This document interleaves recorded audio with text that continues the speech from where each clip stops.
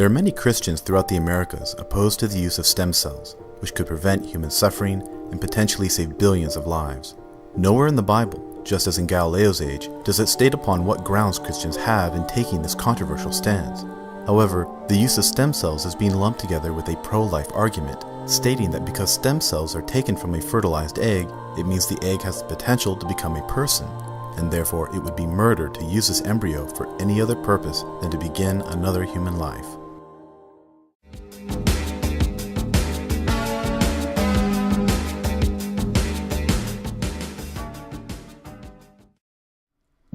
The majority of stem cells are made from frozen embryos left over from fertility treatments that will never be taken to term. And although using these cells for scientific research is somewhat controversial, the cloning of stem cells, which allows for a much more responsive therapy, has unfortunately resulted in even greater resistance from the religious community.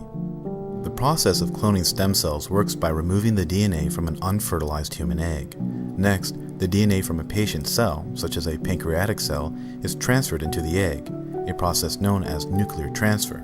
Scientists add a few chemicals, and the egg begins to divide, just as if the egg had been fertilized through traditional means. After a few days, the egg becomes a blastocyst, a ball of about 50 to 200 cells. In order for the blastocyst to develop into anything beyond a ball of cells, it would have to be placed into a woman's uterus. However, scientists need the cells from the blastocyst, which is why the next step is so controversial. Scientists break down the outer layer of the blastocyst and use the remaining cells as embryonic stem cells, which contain the exact genetic makeup as the patient. These cells can be given to patients without fear of rejection from their immune system, and many childhood diseases could be cured by using stem cell research. For instance, type 1 juvenile diabetes requires constant vigilance of blood sugar and the amount of carbohydrates being consumed. There are also many patients, both child and adult, in need of bone marrow transplants that could greatly benefit from the use of stem cells.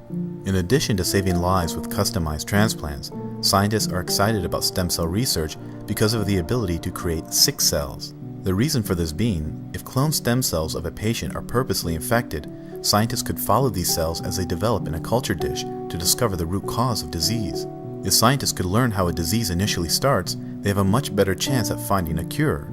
This could work with a lot of diseases that invisibly develop inside patients, such as Parkinson's and Alzheimer's disease. But the point of it is that the cells that we're not using, that are being wasted, hundreds of thousands of cells that are left over from in vitro fertilization, are being thrown away, are being wasted. They're not going to become life. They're not going to become life. They're being thrown away. So in that sense, people say protecting the unborn, but they're going to be destroyed anyway. So let's use those cells to protect the unborn that are going to be born with diabetes, they're going to be born with genetic predisposition to Alzheimer's or Parkinson's, or are going to be injured as children and have spinal cord injury. I mean, that's the pro-life position, because those cells are going to be wasted. That's what people need to understand. The Catholic Church, as well as many pro-life groups, have been major opponents of stem cell cloning. Even the previous President of the United States, George W. Bush, actively fought to prevent the advancement of stem cell technology. In July of 2006, the Senate passed a bill that would have expanded federal funding for embryonic stem cell research, a bill that had already passed the House in 2005. However, George Bush vetoed the bill, the very first use of this executive power in what was at the time his 6th year in office. 1 year later, in June 2007, Bush used his veto power for a second time in his presidency to, once again, stop the passage of a bill that would allow federal funding to be allocated for embryonic stem cell research, and to prevent what he called the growing of life to destroy it. Research cloning, on the other hand, involves the creation of cloned human embryos, which are then destroyed to derive stem cells.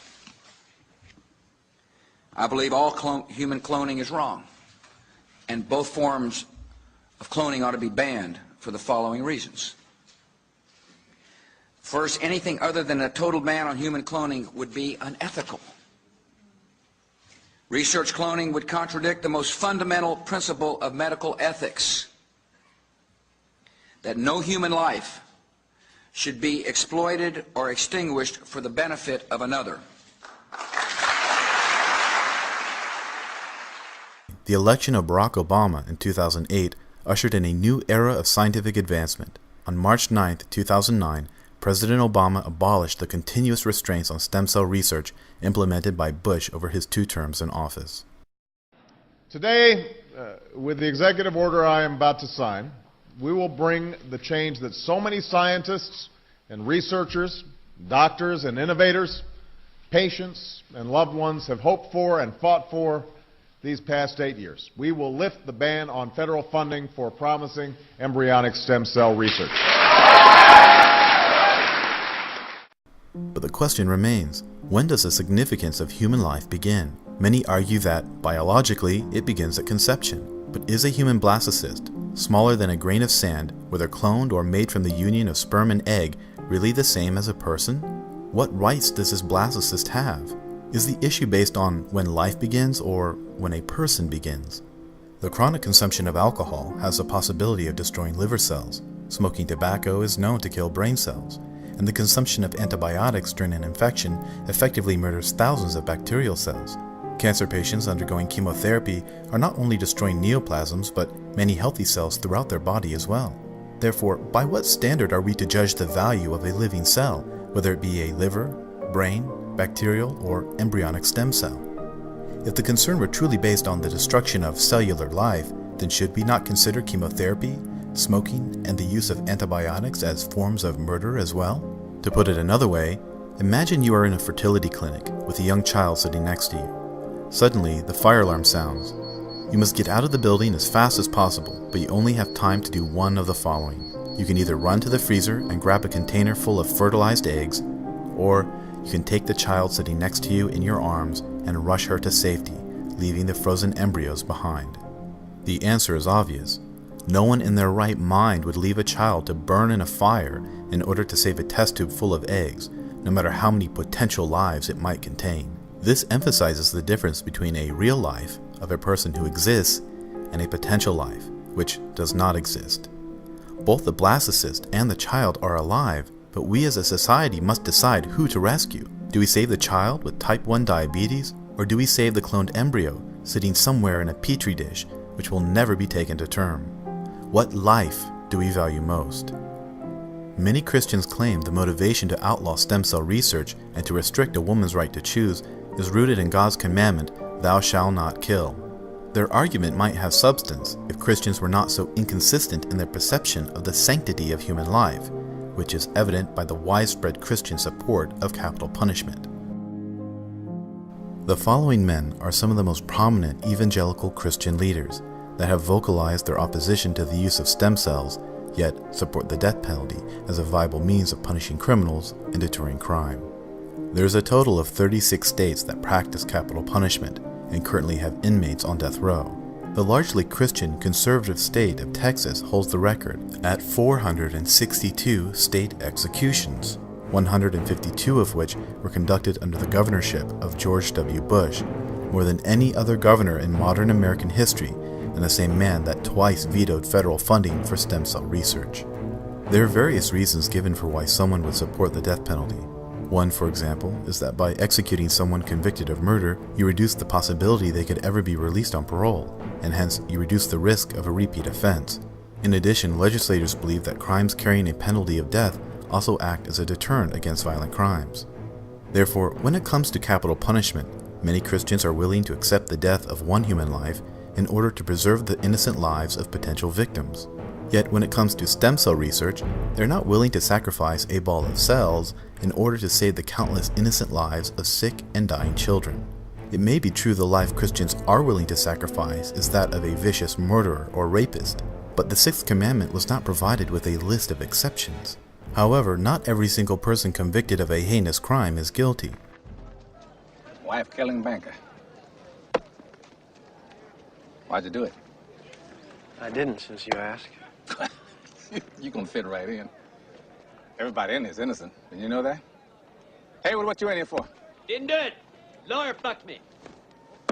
There are countless instances all over the world where people have been wrongly imprisoned for decades and later acquitted upon the discovery of new evidence. This is not to say capital punishment should be permanently outlawed, and in extreme cases the death penalty is appropriate. But if every person convicted of a serious crime were put to death within a few years of sentencing, thousands of innocent people would have unjustly lost their lives. Do Christians believe these are acceptable losses in order to maintain the current penalty system? And if so, why is less value placed on the life of someone falsely convicted of a crime versus a frozen embryonic stem cell? We are, of course, products of our environment, and those with a religious upbringing will no doubt be influenced by the teachings of their faith. But all too often, the only way for someone to reevaluate their stance on a topic is to be placed in a difficult situation that directly conflicts with one's long-held views. For example, take Dick Cheney, former vice president of the Bush administration.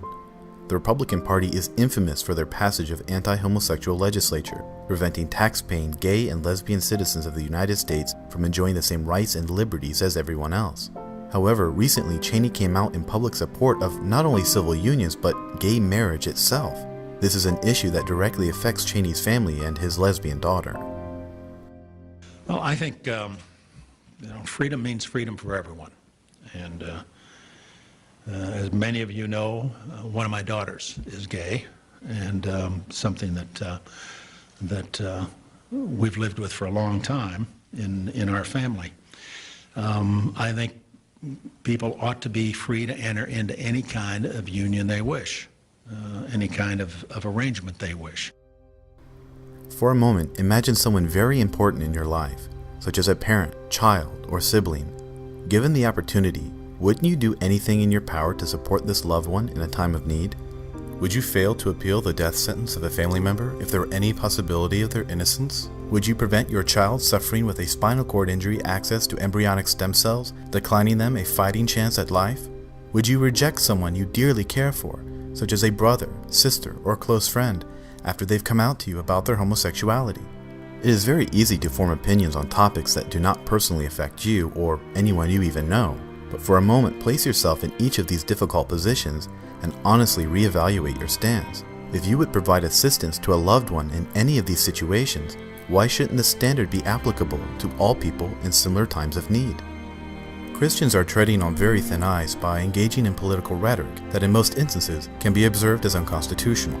At what point should religious dogma be restrained from trampling the governing principles of a nation and the rights of its citizens? To what end will the ideologies of religious philosophy continue to dictate the aims of scientific discovery and the rights of the individual?